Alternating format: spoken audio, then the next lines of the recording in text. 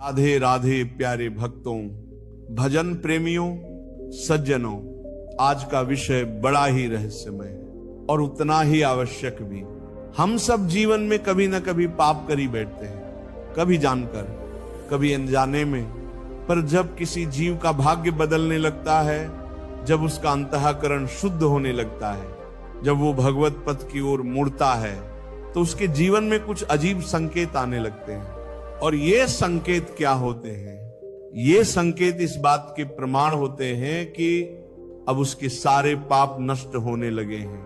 हाँ बच्चा, जब पाप नष्ट होते हैं तो केवल सुख नहीं मिलता, बल्कि पहले दुख आते हैं, आएंगे ही, और यही साधारण मनुष्य घबरा जाता है। अब मैं तुम्हें वो संकेत बताता हूं जो किसी के जीवन में तभी आते हैं जब भगवान उसकी सफाई शुरू करते हैं।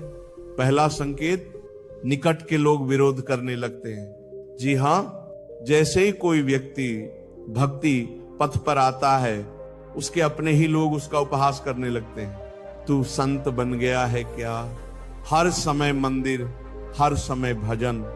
ये विरोध कोई सामान्य बात नहीं, ये बताता है कि तुम्हारे भीतर जो पुराने संस्कार हैं उनकी जड़ें हिल रही हैं। दूसरा संकेत, अचानक दुखों की बाढ़ आ जाती है। तुमने किसी का बुरा नहीं किया, फिर भी लोग तुम्हें गलत ठहराने लगते हैं। तुमने किसी का धन नहीं छीना, फिर भी आर्थिक संकट आ जाता है। बेटा, ये सब तेरे पापों की अंतिम किस्तें हैं। जैसे कोई कर्ज चुकाते समय आखिरी भारी किस्त आती है, वैसे ही जब पाप पूरी तरह जलने को होते हैं तो उनका अंतिम ज्वाला बहुत तीव्र होती है। तीसरा संकेत, मन बार बार भजन में लगना चाहता है पर व्याकुलता बढ़ती है।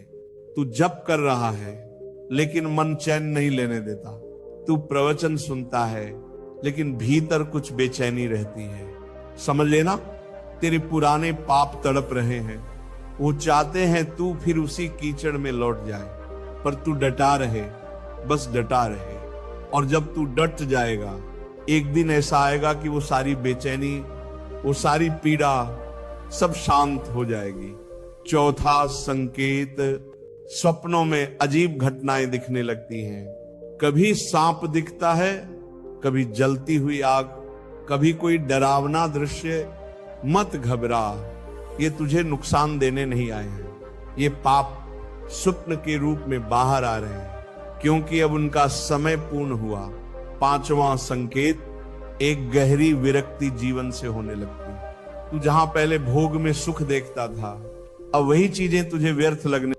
कभी जो तुझे प्रिय थे, अब उनकी बातों में स्वाद नहीं आता। ये एक आध्यात्मिक संकेत है कि भगवान तुझसे अब संसार छुड़ाकर अपने पास बुलाना चाहते हैं। प्यारे साधक जनों, कभी कभी जब सब कुछ उल्टा पुल्टा होने लगे तो समझो कि भगवान बहुत निकट है। जैसे जब सूर्य उगने वाला होता है तो अंधकार गहरा हो जाता है, वैसे ही जब आत्मा का कल्याण होने वाला होता है तो पहले पापों की आंधी आती है।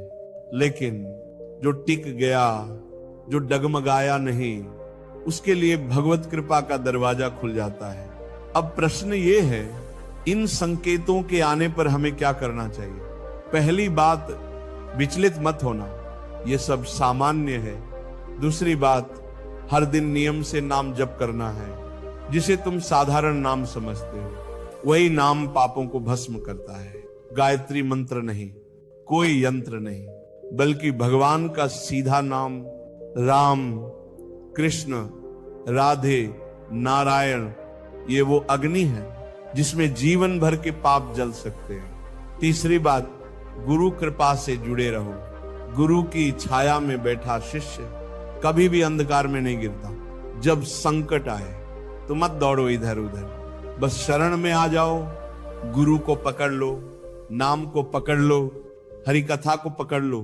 भक्तों, पापों का जलना सुखद नहीं होता, पर आवश्यक होता है, क्योंकि बिना पापों के विनाश के प्रभु दर्शन संभव नहीं।